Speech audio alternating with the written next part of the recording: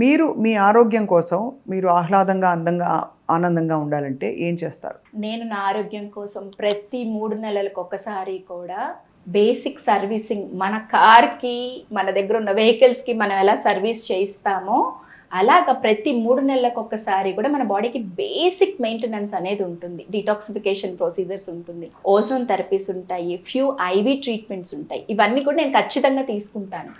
ప్రతిరోజు నా టేబుల్ మీద గమనిస్తే లెమన్ వాటర్ ఉంటుంది, దాంతో పాటుగా వైటమిన్ సి ట్యాబ్లెట్ ఉంటుంది. సో నేను ఇది వాడతాను, అది వాడతాను. ఎందుకనంటే నాకు తెలియదు నేను తీసుకునే లెమన్లో ఎంత న్యూట్రియంట్ వాల్యూ నాకు వస్తుందని. అలాగని సహజంగా దొరికే వాటిని నేను డినై చేయలేను, ట్యాబ్లెట్స్ తీసుకుంటున్నానని. సో సహజంగా ఉండే వాటిని మనం ఫాలో అవ్వాలి, న్యూట్రాసిటికల్స్ తీసుకోవాలి. అండ్ ఎర్లీ మార్నింగ్ ఖచ్చితంగా నిద్ర లేవాలి. ఇది ఎవరో ఫోర్స్ చేస్తే మనం చేసేది కాదు.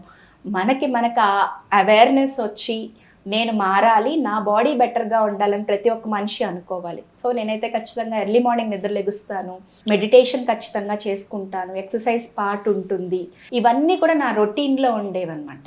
దాంతో పాటుగా నేను కొంచెం ఎక్కువ ట్రావెలింగ్ చేస్తాను. ట్రావెలింగ్ చేస్తున్నాను అని అంటే ఎక్కడ ఎలాంటి ఫుడ్ దొరికినా సరే తీసుకోను. ఒకవేళ నేను బయటికి వెళ్ళినప్పుడు తీసుకోవాలంటే మోస్ట్లీ ఫ్రూట్స్ని ఆప్షన్గా తీసుకుంటాను.